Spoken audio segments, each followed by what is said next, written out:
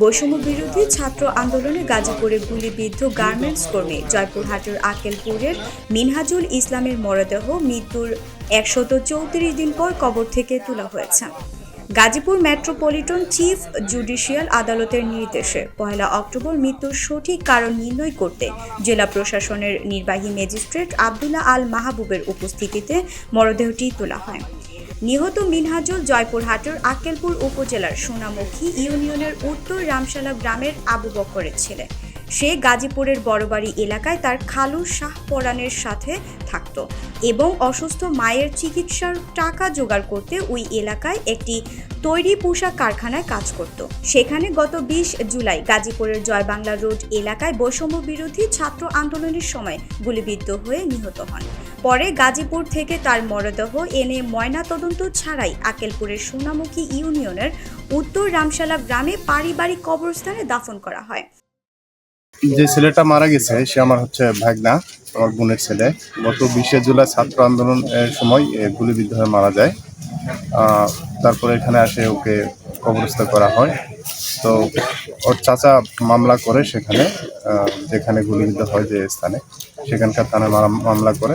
এরপর গত ২৭ সেপ্টেম্বর গাজীপুরের গাছা থানায় চাচা আব্দুল কুদ্দুস বাদী হয়ে সাবেক প্রধানমন্ত্রী শেখ হাসিনা সহ ১৯৬ জনের বিরুদ্ধে হত্যা মামলার দায়ের করেন।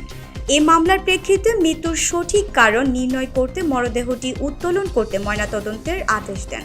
মরদেহ উত্তোলনের সময় জেলা প্রশাসক কার্যালয়ের এক্সিকিউটিভ ম্যাজিস্ট্রেট আব্দুল্লাহ আল মাহবুব, সিভিল সার্জনের প্রতিনিধি ডাক্তার শাহ আলম শুভন, মামলার তদন্তকারী কর্মকর্তা গাজীপুরের গাছা থানার উপপরিদর্শক সুমন খান, আক্কেলপুর থানার উপপরিদর্শক রাকিবুল ইসলাম প্রমুখ উপস্থিত ছিলেন।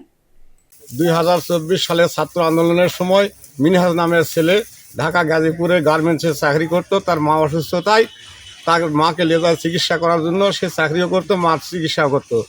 ইদানিং সে গুলিবিদ্ধ হয়ে মারা গেছে। তাকে আমরা এখানে কবরস্থ করা হয়েছে। এই কবর আবার পুনরায় আসে, পুলিশ এখানে লাশ উঠাচ্ছে, আমরা সেটা দেখতে আসছি। এখানে আমি দেখেছি যে একটা গুলি এই সাইড থেকে, এখান থেকে এই সাইডে, আর একটা গুলি এখান থেকে এই সাইডে গেছে। এই দুটাই তো গুলি, আর কিছু পাইনি। আর ধোয়ানোর সময় এই হাতটা তো মনে করেন রক্ত খুব দয়ে পড়ে গেছে।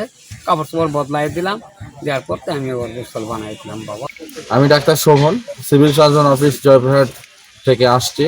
আজকে বৈষম্য বিরোধী ছাত্র আন্দোলনে নিহত মিনহাজের লাশ উত্তোলন করা হলো। আমার সঙ্গে একজন বিজ্ঞ ম্যাজিস্ট্রেট উপস্থিত আছেন। আমরা লাশ উত্তোলন করে পুলিশের কাছে হস্তান্তর করেছি। এটা পরবর্তী ফরেনসিক পরীক্ষা